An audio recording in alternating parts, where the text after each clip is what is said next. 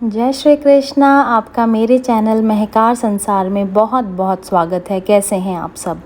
मैं ईश्वर से यही कामना करती हूँ कि आप हमेशा खुश रहें, आपके घर की सुख शांति और समृद्धि हमेशा ही बनी रहे और भगवान का ढेर सारा आशीर्वाद और प्यार आपको मिलता रहे। तो चलिए वीडियो शुरू करते हैं और जानते हैं कि मरे हुए या मृत परिजनों या फिर प्रियजनों का सपने में आने का क्या मतलब होता है। देखिए, विभिन्न शास्त्रों और धर्मों के अंतर्गत अगर माने तो मानव का जन्म लेना और एक निश्चित समय के बाद अपने शरीर को त्याग देना एक अचूक सत्य के रूप में दर्शाया गया है।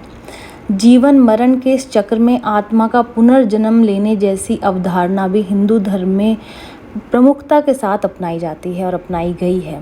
गीता का उपदेश देते हुए भी भगवान श्री कृष्ण ने ये स्पष्ट रूप से कहा था कि जिस प्रकार हम पुराने वस्त्रों को छोड़कर नए वस्त्र धारण करते हैं, उसी प्रकार आत्मा भी पुराने शरीर को त्यागने के पश्चात नया शरीर धारण करती है। मानव जीवन में हम अनेक संबंध और रिश्ते बनाते हैं। आपने इन्हीं करीब लोगों से दूर होने का जो गम है वो अत्यधिक पीड़ादायक होता है। जिस व्यक्ति ने जन्म लिया है उसकी मृत्यु होने जैसी सच्चाई को हम अच्छी तरह समझते हैं, लेकिन उनके दूर जाने का दर्द कभी कभार जो है बहुत असहनीय हो जाता है, हम सहन नहीं कर पाते। ऐसे में बहुत से लोग हैं जिन्हें मृत्यु के पश्चात अपने प्रियजनों की, जिन्हें हम प्यार करते हैं, उनकी याद आती है। इतना ही नहीं, उन्हें अक्सर वो अपने सपने में भी दिखाई देते हैं। तो चलिए जानते हैं मृत लोगों के सपने से मुक्ति के क्या तरीके हैं। देखिए, जानकारों का ये कहना है कि सपने में मरे हुए लोग या मृत लोगों का आना भले ही उनके प्रति आपके लगाव को दर्शाता हो, लेकिन अगर वो बार बार आपके सपने में आए तो इसका अर्थ बहुत गंभीर हो जाता है।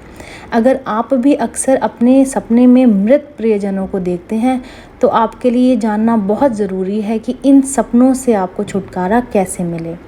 यदि किसी व्यक्ति को सपने में मृत परिजन या कोई व्यक्ति दिखाई देता है तो उसे उस मृत व्यक्ति के नाम पर रामायण या श्रीमद् भगवत गीता का पाठ कराने के साथ साथ गरीब बच्चों को मिठाई खिलानी चाहिए। इन सब के अलावा मृत व्यक्ति के नाम पर विधि विधान के साथ उनका तर्पण भी करना चाहिए। मृत्यु के पश्चात किसी व्यक्ति का बार बार सपने में आना निश्चित रूप से किसी गंभीर बात की ओर इशारा करता है। शास्त्रों के अनुसार जो है वो ऐसा माना जाता है कि यदि मरने से पहले किसी व्यक्ति की आत्मा अतृप्त और असंतुष्ट रह गई है, अक्सर ये उन लोगों के साथ होता है जिनकी मृत्यु जो है वो एक्सीडेंट या किसी मर्डर या स्वेच्छा से हुई है, उनकी आत्मा अक्सर अतृप्त और असंतुष्ट रह जाती है, तो उनकी आत्मा अशांत और भटकती रहती है। इसीलिए वो सपने में आकर संबंधित व्यक्ति को संकेत देने की कोशिश करते हैं। इन हालातों में उस मृत व्यक्ति के परिवार को उसकी आत्मा के शांति के लिए पुण्य कर्म, दान, ये सब आपको करना चाहिए। आपके सपने में आकर अगर मृत व्यक्ति किसी काम को करने के लिए बोलता है और वो अगर संभव हो और आपकी क्षमता में हो तो आपको उस काम को अवश्य ही पूरा करना चाहिए।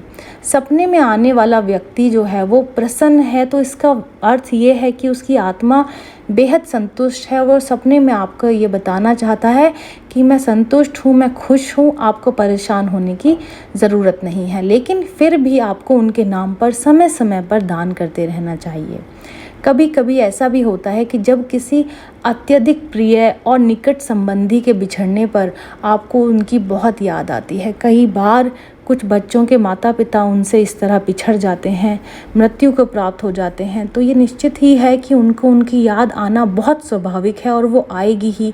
उनके बारे में बार बार सोचने के कारण भी आपको वो सपने में दिखाई देते हैं और वो बहुत अच्छा है। और इनफैक्ट सपना ही एक ऐसा माध्यम है जब आप अपने प्रियजनों से सपने के माध्यम से मिल पाते हैं, उन्हें देख पाते हैं। अदरवाइज़ उसके अलावा तो कोई तरीका ही नहीं है जिनसे हम उनसे क्षण भर के लिए भी मिल पाएँ। तो अगर वो सपने में आते हैं, आपसे बातें करते हैं, आप प्रसन्न दिखाई आपको देते हैं तो ये बहुत अच्छी बात है। लेकिन फिर भी अगर आप सक्षम हैं तो उनके नाम पर आपको धर्म कर्म के कार्य ज़रूर करने चाहिए। तो चलिए ये जानकारी मैं यहीं समाप्त करती हूँ। उम्मीद करती हूँ कि ये जानकारी आपको पसंद आई होगी।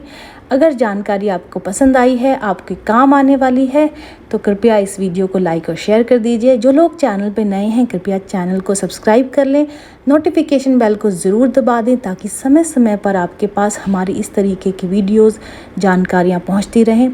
तो चलिए फिर मिलते हैं नई वीडियो में नई जानकारी के साथ। जय श्री कृष्णा।